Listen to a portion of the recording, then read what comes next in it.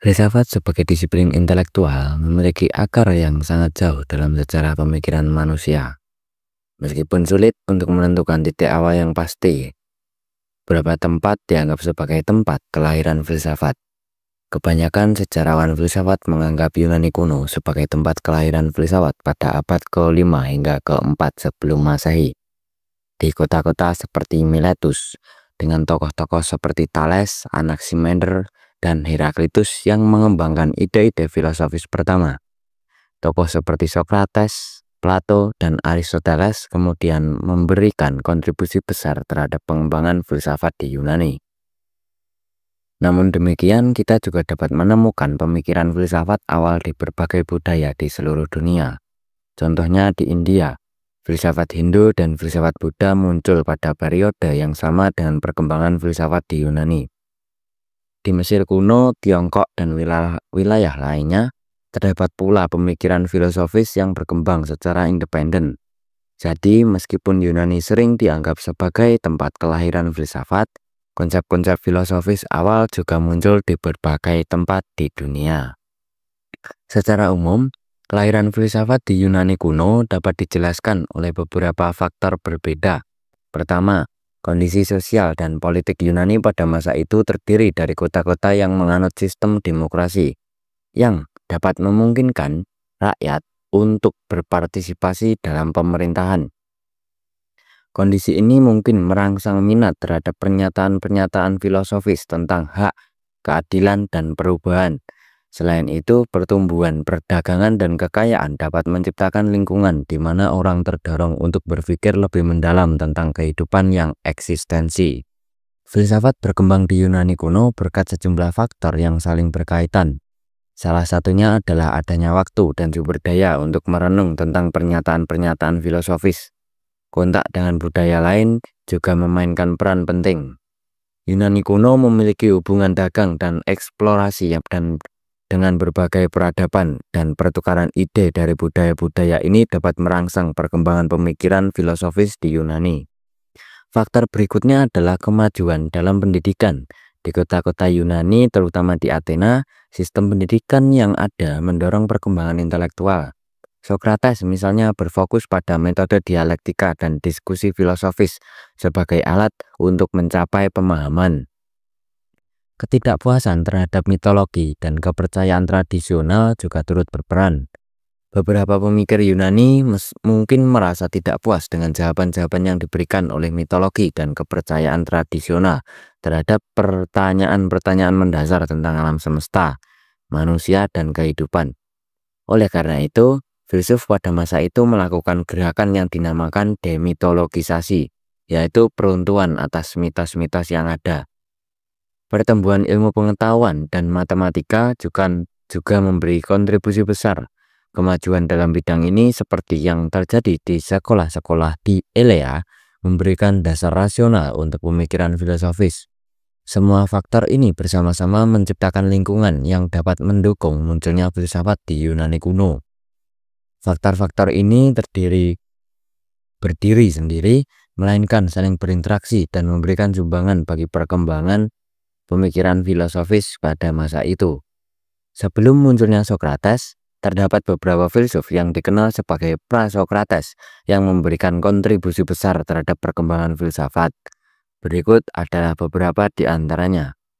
Yang pertama yaitu Thales, hidup sekitar 624 hingga 546 sebelum Masehi. Thales dianggap sebagai salah satu tokoh pertama dalam tradisi filsafat Yunani. Ia tertarik pada penyelidikan tentang asal-usul dan prinsip dasar alam semesta. Thales mencetuskan gagasan bahwa air adalah elemen dasar yang mendasari segala sesuatu. Ini merupakan langkah awal dalam pemikiran alam semesta secara rasional. Yang kedua yaitu Anaximander, hidup sekitar 610 hingga 546 sebelum Masehi.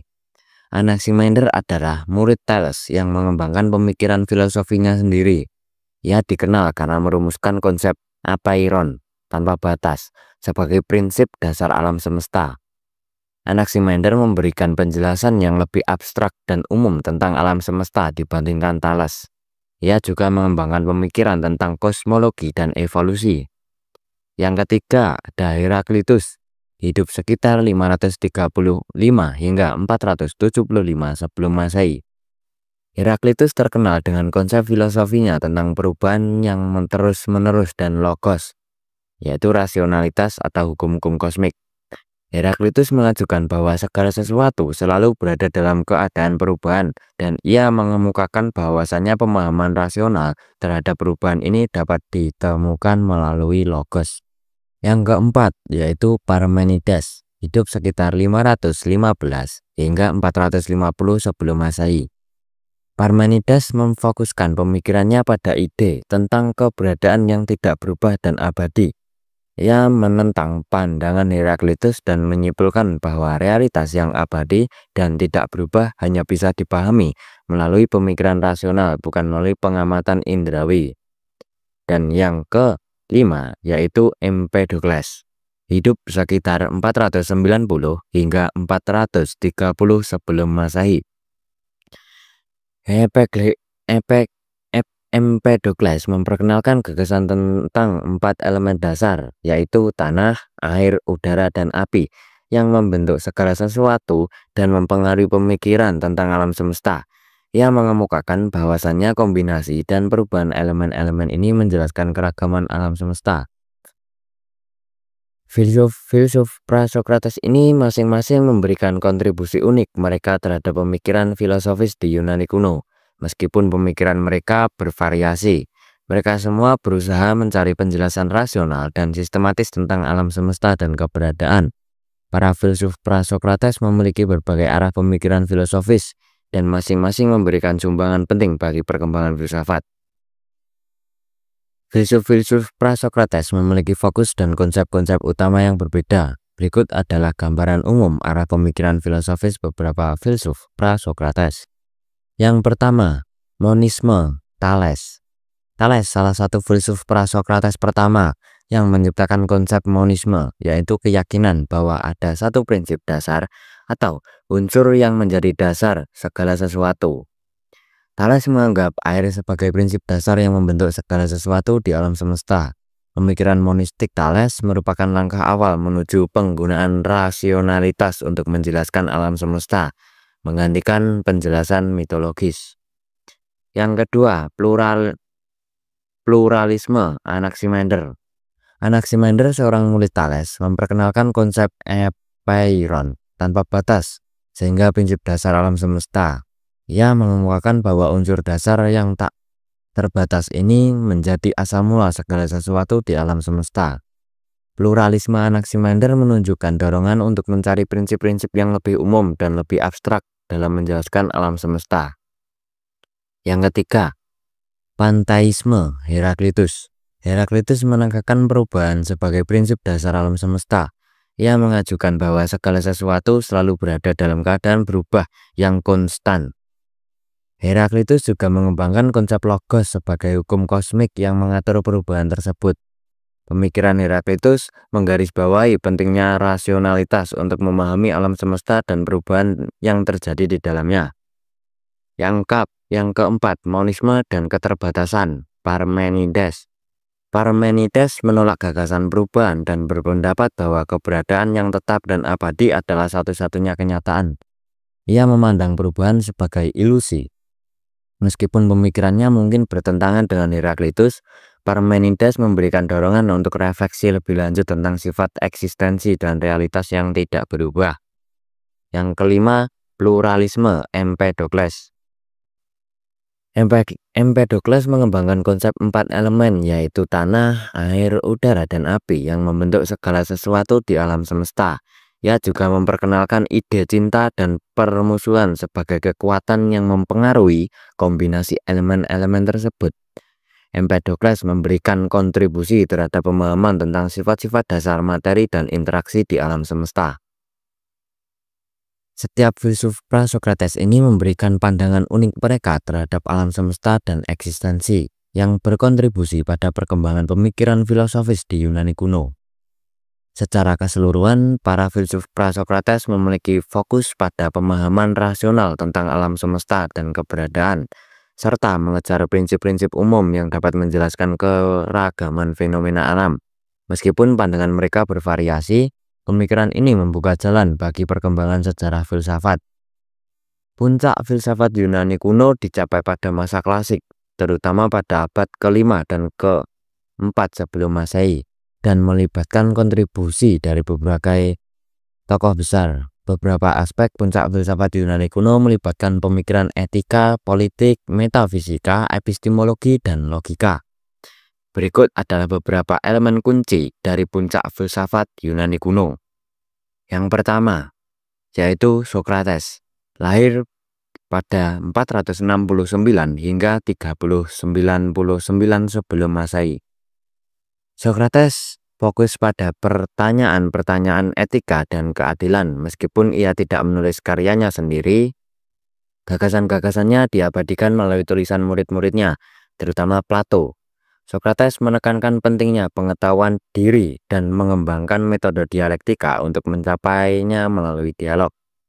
Yang kedua, Plato, lahir pada 427 sebelum Masehi hingga 347 sebelum Masehi. Plato mendirikan akademi, sekolah filsafat pertama di dunia barat. Dalam karyanya Republik, ia mengembangkan teori negara ideal yang dipimpin oleh filsuf raja. Plato juga merumuskan ide tentang keberadaan dunia ideal yang merupakan realitas yang lebih tinggi dan abadi dibandingkan dengan dunia material. Yang ketiga, Aristoteles, lahir 384 hingga 322 sebelum Masehi. Aristoteles mendirikan sekolah filsafat kedua, yaitu Lyceum di Athena. Ia berfokus pada logika, epistemologi, dan ontologi. Aristoteles mengembangkan logika formal pertama dan membentuk dasar untuk metode ilmiah. Karya-karyanya seperti Etika Nikomachea dan Politika memberikan sumbangan besar terhadap pemikiran etika dan politik.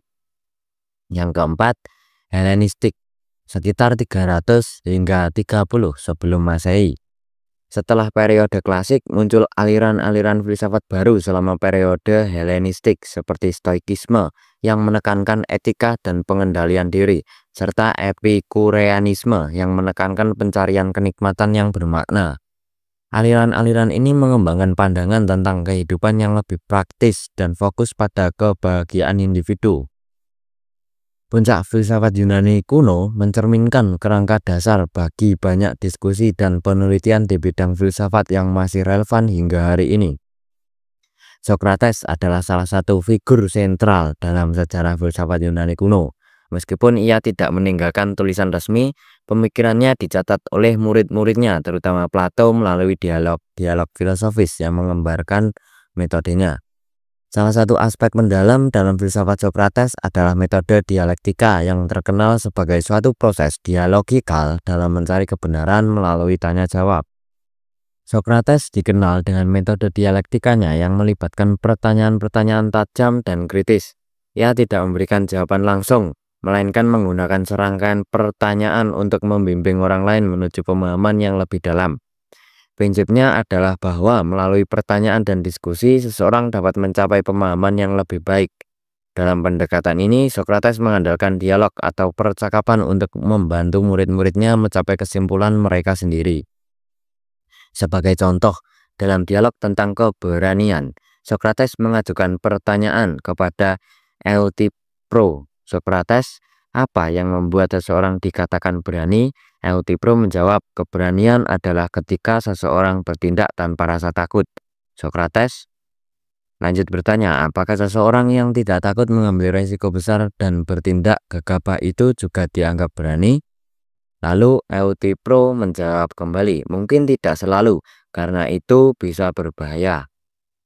Lalu Sokrates bertanya lagi, lalu, apakah keberanian hanya tentang bertindak tanpa rasa takut ataukah melibatkan pemahaman yang benar terhadap resiko? Lalu Euthyphro menjawab lagi, mungkin keberanian melibatkan penilaian yang benar terhadap resiko.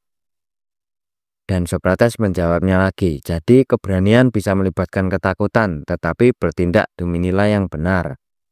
Dalam contoh ini, Sokrates menggunakan pertanyaan untuk membantu Euthyphro menggali konsep keberanian tanpa memberikan definisi langsung, mendorongnya untuk mempertimbangkan dan merefleksikan nilai moral yang terkandung dalam tindakan berani. Metode dialektika Sokrates bertujuan merangsang pemikiran kritis dan menggali lebih dalam memahami konsep atau nilai tertentu. Salah satu ajaran utama Sokrates adalah pengetahuan diri. Ia mengajarkan bahwa pengetahuan diri adalah kunci utama untuk hidup yang lebih baik dan bijaksana. Sokrates berpendapat bahwa kebajikan sejati berasal dari pemahaman diri sendiri dan kesadaran atas kekurangan serta kelebihan diri. Pengetahuan diri juga berarti mengakui keterbatasan pengetahuan seseorang. Sokrates menyatakan bahwa ia lebih bijak daripada orang lain karena ia tahu bahwa ia tidak tahu banyak hal. Selain itu, Sokrates mengajarkan bahwa kebajikan adalah pengetahuan. Menurut pandangannya, orang hanya akan bertindak baik jika mereka memiliki pengetahuan yang benar tentang apa yang baik. Dengan kata lain, kebajikan bukan hanya tentang perbuatan baik, tetapi tentang pemahaman yang mendalam mengenai nilai-nilai moral dan pengetahuan yang mendasarinya. Sokrates mengajarkan bahwa kebajikan berasal dari pengetahuan yang benar tentang apa yang baik. Oleh karena itu, ketika seseorang berbuat salah, hal itu disebabkan oleh ketidaktahuan, bukan keinginan jahat. Pemahaman yang benar tentang kebaikan akan menghasilkan tindakan yang baik, dan pengetahuan menjadi kunci untuk kehidupan yang etis. Namun, pemikiran Sokrates tidak lepas dari kritik. Beberapa kritikus melihatnya sebagai pemikir yang memandang kebenaran sebagai sesuatu yang relatif dan dapat dimanipulatif. Meskipun demikian, Sokrates menegaskan bahwasannya ada kebenaran yang tetap dan berusaha menentang pandangan yang menganggap kebenaran sebagai suatu yang bisa diputar balikan atau berubah-ubah, serta menunjukkan penentangan terhadap kekuasaan politik. Ia mengkritik sistem demokrasi di Athena meskipun ia hidup dalam sistem tersebut dan mempertanyakan apakah mayoritas selalu benar. Sokrates juga menyuarakan pandangan bahwa kebijaksanaan jauh lebih penting daripada pendapat mayoritas. Pada akhirnya, Sokrates dihukum mati dengan cara meminum racun. Akibat dituduh menghujat para dewa dan mempengaruhi pemuda dengan ajarannya. Meskipun demikian, ia memilih untuk tidak mengubah pandangannya dan memilih mati sebagai bentuk pengorbanan diri, teguh pada prinsip-prinsipnya. Filsafat Sokrates memberikan kontribusi penting terhadap perkembangan filsafat Yunani dan menjadi fondasi bagi banyak pemikiran filsuf yang muncul kemudian. Pemikirannya tentang etika, pengetahuan diri, dan metode-metode dialektis terus mempengaruhi pemikiran filosofis dan etika di seluruh dunia. Plato, murid Sokrates dan pendiri akademi sekolah filsafat pertama di dunia, menyampaikan pemikirannya melalui dialog-dialog filosofis, di mana karakter Sokrates seringkali menjadi juru bicara bagi ide-idenya. Berikut adalah gambaran mendalam tentang filsafat Plato. Yang pertama yaitu teori ide. Salah satu konsep utama Plato adalah ide atau bentuk. Plato meyakini bahwa dunia material yang kita lihat hanyalah bayangan dari dunia ide yang abadi dan sempurna. Misalnya ada ide tentang kebaikan, keadilan, dan bentuk-bentuk lainnya yang merupakan model utama dari segala sesuatu di dunia material. Plato menyatakan bahwa ada hierarki ide, dengan ide kebaikan sebagai yang tertinggi yang memberikan kehidupan dan kebenaran kepada bentuk-bentuknya. Yang kedua, ada dualisme duniawi. Plato membagi dunia menjadi dua bagian, dunia material yaitu dunia yang dapat dilihat dan diraba, dan dunia ide, yaitu dunia yang dapat diketahui oleh akal budi manusia. Dunia material dapat dialami melalui panca indera, tetapi pengetahuan yang benar hanya dapat dicapai melalui akal budi dan rasionalitas. Yang ketiga yaitu gua platonik. Plato memiliki gagasan yang dikenal sebagai gua platonik yang muncul dalam karyanya Republik. Dalam metafora ini, gua digunakan oleh Plato untuk menggambarkan bagaimana manusia terjebak dalam dunia material. Hanya melihat bayangan dari realitas yang lebih tinggi, Plato mengajukan bahwa untuk mencapai pengetahuan yang benar, seseorang harus keluar dari gua dan melihat dunia ide dengan akal budi. Proses pendidikan dan pemahaman dalam metafora ini terkenal sebagai allegory of the cave. Dalam bahasa Inggris, deskripsi Allegory of the Cave, Plato menggambarkan sebuah gua di mana terdapat tahanan-tahanan yang teriak sepanjang hidup mereka. Mereka terikat dengan rantai sehingga hanya dapat melihat dinding gua di depan mereka yang dipenuhi bayangan-bayangan yang tercipta oleh api di belakang mereka. Di belakang tahanan-tahanan tersebut ada api kecil yang memancarkan cahaya, dan antara api serta tahanan terdapat objek-objek yang menciptakan bayangan di dinding gua. Tahanan-tahanan ini hanya dapat melihat bayangan-bayangan tersebut dan tidak menyadari bahwa bayangan itu hanyalah pantulan dari objek-objek yang sebenarnya ada di belakang mereka. Suatu saat, salah satu tahanan dibebaskan dan dibimbing keluar dari gua. Awalnya ia merasa terganggu oleh sinar matahari dan kesulitan untuk melihat objek-objek yang sesungguhnya. Namun, seiring waktu, matanya mulai beradaptasi dan ia mulai melihat dunia nyata di luar gua. Plato menggunakan alegori ini untuk menggambarkan proses pendidikan dan pemahaman sebagai pembebasan dari dunia ilusi. Orang yang keluar dari gua mewakili seseorang yang mencapai pemahaman filosofis dan kebijaksanaan. Interpretasi alegori gua. Bayangan sebagai ilusi dunia sensorik. Bayangan pada dinding gua melambangkan ilusi yang dilihat oleh manusia melalui panca indera. Menurut Plato, realitas sejati adalah dunia ide atau bentuk-bentuk yang abadi, bukan dunia materi. Matahari sebagai ide kebaikan. Matahari yang menerangi dunia luar gua melambangkan ide kebaikan yang memberi kehidupan dan kebenaran kepada segala sesuatu. Metafora ini telah menjadi bagian penting dalam filsafat Plato dan terus dibahas dalam berbagai bidang, termasuk filsafat pendidikan dan psikologi. Gua ini menggambarkan penjelasan dari ketidaktahuan menuju pemahaman yang lebih tinggi dan mencapai kebenaran filosofis. Alam dan keadilan. Dalam Republik, dalam karya terkenalnya Republik, Plato menyajikan model negara ideal. Negara tersebut terdiri dari 3 kelas: penguasa atau filsuf raja, kesatria atau penjaga, dan pekerja ataupun petani. Pemimpin negara diberikan pendidikan filsafat untuk memastikan keadilan dan kesejahteraan masyarakat. Pendidikan dalam filsafat Plato percaya bahwa pendidikan sangat penting dan ia mengusulkan bahwa anak-anak harus mendapatkan pelatihan khusus untuk menjadi pemimpin dan filsuf raja. Pendidikan ini harus menekankan pengembangan karakter dan pemahaman tentang dunia ide. Pengetahuan dan ingatan dalam dialog Meno. Plato mengemukakan konsep bahwa semua pengetahuan sejati sebenarnya adalah ingatan, anamnesis. Ia meyakini bahwa jiwa manusia sudah mengenal ide sebelum kelahiran dan mengingatnya selama hidup di dunia. Dari pengetahuan Plato mengembangkan pemikiran tentang proses memperoleh pengetahuan dalam Theaetetus dan Meno. Menurutnya, pengetahuan adalah keyakinan yang diikuti dengan penjelasan yang benar, sehingga membedakan pengetahuan dari sekedar opini. Kritik terhadap seni dan demokrasi. Plato memberikan perhatian besar pada kritik terhadap seni dalam Republik. Ia menganggap seni sebagai tiruan dari dunia material dan skeptis terhadap demokrasi, karena ia merasa bahwa orang-orang yang kurang terdidik dapat membuat keputusan yang salah dalam urusan pemerintahan. Teori jiwa dan kebajikan. Plato membagi jiwa manusia menjadi 3 bagian, yaitu roh atau spirit, nafsu, dan akal budi. Kebajikan tercapai ketika ada harmonisan antara ketiga elemen ini. Dengan akal budi sebagai pemimpin, filsafat Plato mencakup berbagai bidang termasuk metafisika, epistemologi, etika, politik, dan estetika. Karya-karyanya yang luas dan mendalam memberikan dampak yang signifikan pada perkembangan filsafat barat dan pemikirannya terus dipelajari serta diperdebatkan hingga saat ini. Filsafat Aristoteles.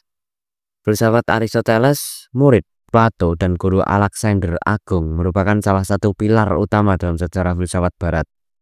Aristoteles memberikan kontribusi besar dalam berbagai bidang termasuk etika, metafisika, epistemologi, politik, logika, dan ilmu alam. Berikut adalah gambaran mendalam tentang filsafat Aristoteles. Metafisika. Aristoteles mengembangkan konsep hilemorfisme, yaitu gagasan bahwa segala sesuatu terdiri dari 2 elemen, materi dan bentuk. Materi adalah substansi yang mendasari, sementara bentuk adalah karakteristik atau esensi yang membuat suatu benda menjadi apa adanya. Aristoteles juga memperkenalkan konsep potensi dan aktualisasi. Segala sesuatu memiliki potensi untuk menjadi sesuatu yang lebih dan aktualisasi terjadi ketika potensi tersebut diwujudkan. Misalnya, seorang seniman memiliki potensi untuk menjadi seorang seniman yang sebenarnya ketika ia mengaktualisasikan kemampuannya dalam karya seni. Aristoteles meyakini bahwa sesuatu memiliki tujuan atau telos. Manusia menurutnya memiliki tujuan akhir untuk mencapai kebahagiaan yang dapat dicapai melalui kehidupan yang bermoral dan rasional. Logika. Aristoteles dalam karyanya Analitika Prior dan Analitika Posterior mengembangkan konsep silogisme sebagai alat untuk deduksi logis. Silogisme adalah bentuk argumen yang terdiri dari dua premis dan satu kesimpulan. Berikut adalah contoh sederhana dari logika Aristoteles menggunakan silogisme. Premis umum. Semua manusia adalah makhluk mortal. Premis khusus. Sokrates adalah manusia. Kesimpulan, oleh karena itu Sokrates adalah makhluk mortal. Dalam contoh ini, kita memiliki dua premis dan satu kesimpulan. Premis pertama adalah pernyataan umum tentang semua manusia, dan premis kedua adalah pernyataan khusus tentang Sokrates. Kesimpulan diambil dari kombinasi kedua premis tersebut. Struktur argumen ini mencerminkan bentuk dasar dari silogisme Aristoteles, yang terdiri dari tiga proposisi, mayor, minor, dan kesimpulan. Konsep ini diterapkan dalam berbagai konteks dan membantu dalam membentuk argumen yang kokoh berdasarkan deduksi logis. Aristoteles menyusun aturan-aturan logika untuk memastikan bahwa kesimpulan yang ditarik secara deduktif dapat dianggap sah jika premis-premisnya sah. Etika. Aristoteles mengembangkan etika yang berfokus pada pencapaian kebahagiaan. Ia berpendapat bahwa kebahagiaan dicapai dengan mencapai potensi terbaik manusia melalui praktek kebajikan dan hidup sesuai dengan akal budi. Aristoteles mengidentifikasi kebajikan etika sebagai kebajikan moral yang terletak di tengah-tengah antara kekurangan dan kelebihan, yaitu antara doksa, keterbatasan, dan hubris, kelebihan. Sebagai contoh, keberanian adalah kebajikan yang terletak di antara penakut dan pemberani yang berlebihan. Politik. Dalam karyanya Politika, Aristoteles merancang teori negara ideal yang diilhami oleh observasi terhadap berbagai bentuk pemerintahan pada masa itu. Pada zamannya, Aristoteles menunjukkan preferensi terhadap monarki konstitusional sebagai bentuk pemerintahan yang paling baik. Aristoteles menganggap manusia sebagai makhluk sosial dan menyatakan bahwa masyarakat merupakan produk alamiah dari kebutuhan manusia untuk hidup bersama. Ia mengembangkan konsep polis, kota negara, sebagai lingkungan sosial terbaik bagi manusia. Estetika. Aristoteles memberikan kontribusi dalam bidang estetika melalui karyanya yang mengemukakan teori tragedi. Menurut Aristoteles, tujuan utama dari tragedi adalah untuk menghasilkan katarsis atau pembersihan emosi melalui pengalaman estetika. Ilmu alam. Aristoteles menjadi pelopor dalam pengamatan ilmiah dan klasifikasi makhluk hidup. Karyanya Historia Animalium menjadi salah satu karya terawal dalam zoologi dalam biologi komparatif. Aristoteles juga memberikan kontribusi besar pada pemikiran fisika dengan menyusun ide-idenya tentang gerak, potensi, dan aktualisasi, serta konsep tempat dan waktu. Filsafat. Aristoteles memberikan dasar bagi banyak pemikiran filosofis dan ilmiah di seluruh dunia. Karya-karyanya yang mendalam dan beragam terus mempengaruhi banyak disiplin ilmu, dan pendekatan yang komprehensif terhadap filsafat menjadikannya salah satu tokoh sentral dalam sejarah filsafat barat. Stoikisme. Stoikisme adalah aliran filsafat Yunani kuno yang berkembang pada abad ketiga sebelum Masehi dan memiliki dampak yang signifikan pada perkembangan pemikiran etika dan filosofis di dunia barat. Stoikisme berawal dari kata stoa yang merujuk pada tempat berkumpulnya para filsuf di Athena. Aliran ini didirikan oleh Zeno dari Citium, lahir pada tahun 334 sampai 260 sebelum Masehi, dan berkembang lebih lanjut dengan kontribusi dari tokoh-tokoh seperti Cleanthes, Chrysippus, Seneca, Epictetus, dan Marcus Aurelius. Stoikisme mengajarkan bahwa alam semesta diatur oleh logos, yaitu prinsip rasional atau hukum kosmik yang mengatur dan menyelaraskan segala sesuatu di alam semesta. Tujuan hidup menurut Stoikisme adalah mencapai ketenangan batin dan jiwa yang dicapai dengan menerima takdir dan hidup sesuai dengan logos. Kehidupan yang baik adalah keadaan ketidakpedulian terhadap emosi ekstrim sehingga manusia dapat menjalani kehidupan dengan kedamaian dan ketenangan. Stoikisme menekankan kebijaksanaan dan kebajikan sebagai tujuan hidup utama. Kebajikan dicapai melalui pengembangan karakter moral dan akhlak yang sesuai dengan logos, yang meliputi kebijaksanaan, keberanian, keadilan, dan ketahanan. Stoikisme mendorong gaya hidup yang mengutamakan pengendalian emosional terhadap peristiwa eksternal dan menjaga ketenangan batin dalam menghadapi cobaan ataupun kesulitan. Stoikisme juga mengajarkan bahwa semua manusia memiliki sifat yang sama dan merupakan bagian dari logos atau alam semesta. Konsep universalitas kemanusiaan ini membawa implikasi etis di mana manusia diharapkan untuk berperilaku adil dan baik terhadap sesama. Salah satu tokoh Stoik terkenal, Epictetus, mengajarkan bahwa manusia hanya dapat mengendalikan pikiran dan tindakan mereka sendiri, sementara segala sesuatu di luar kendali manusia harus diterima dengan ketenangan. Termasuk tubuh dan harta, segala hal yang berada di luar kendali kita harus diterima dengan bijak. Marcus Aurelius, kaisar Romawi yang juga seorang Stoik, menulis Meditation yang berisi pemikirannya tentang filosofis dan etika Stoik. Karyanya mencerminkan pengalaman hidupnya dan bagaimana ia menghadapi tantangan dengan prinsip Stoik. Filsafat Stoik menciptakan pandangan hidup yang menekankan etika, ketenangan batin, dan kebijaksanaan dalam menghadapi berbagai aspek kehidupan. Pengaruhnya masih terasa dalam pemikiran etika kontemporer, praktik psikologi, serta dalam berbagai aspek filsafat dan budaya kontemporer. Akhir era filsafat Yunani kuno.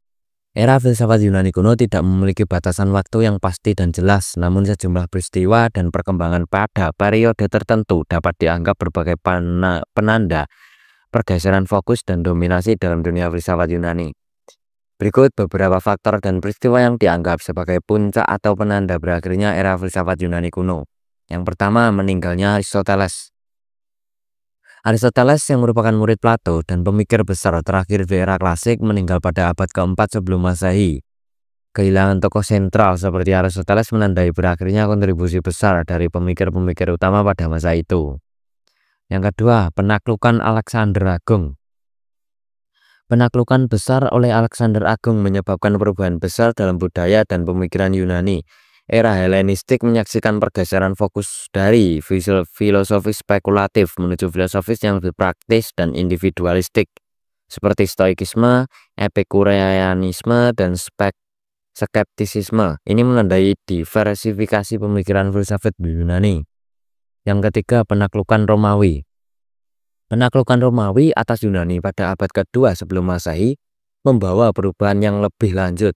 Meskipun warisan filsafat Yunani tetap hidup dalam kebudayaan Romawi, minat terhadap filsafat Yunani menurun seiring waktu dengan munculnya tradisi dan pemikiran baru di bawah pemerintahan Romawi.